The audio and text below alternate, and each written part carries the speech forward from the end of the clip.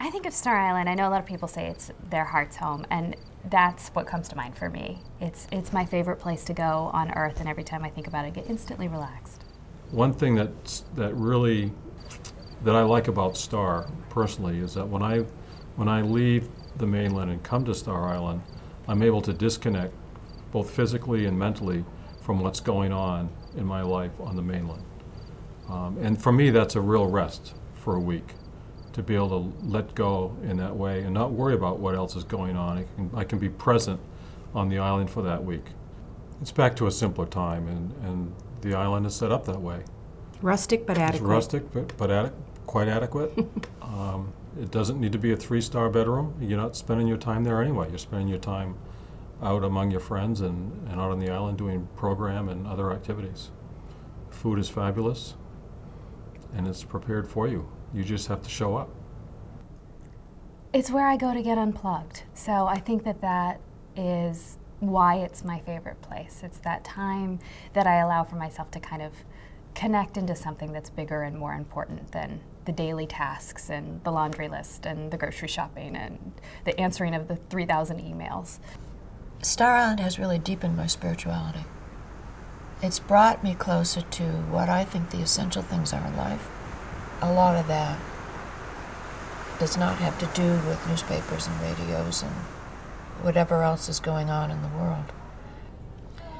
It's a place where I can open my mind to other ideas in a way that you find difficult to do, perhaps, on the mainland.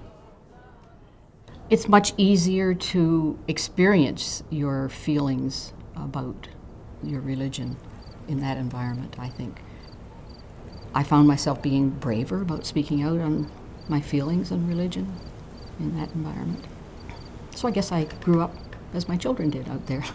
These experiences have turned out to be formative for a number of generations in our family, and I know obviously that that's true in other families as well, and makes it both good for Star Island and good for the families. Again, balance, the particular combination of that sense of a little bit of civilization, you know, everybody gathering for meals and the various places you can congregate in the buildings and the things that happen, like the chapel, the Marine Lab, and then you can just, look in any direction and there's the ocean, or there's the dock, or there's a place to swim, or there are some rocks to go, sit on and read a book, and it's just, you can't beat that. I love the history.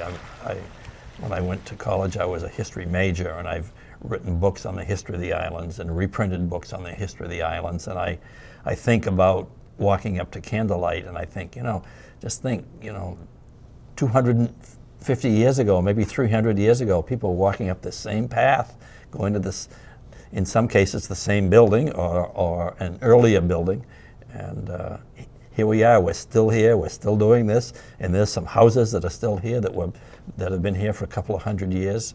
So I like that. I like the continuation.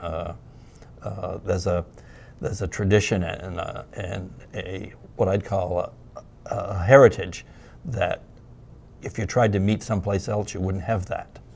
And of course, chapel as well. Walking up with the candles and having the experience of hanging them on the pegs in the chapel and then sitting in community with people that I love is a really special and beautiful experience that you won't get anywhere else. I always, when they have candlelight service, I stay outside and listen on the corner of the chapel building where I can watch White Island Light and the lighthouse come around. It's a peaceful way of going to church because the whole island is a church.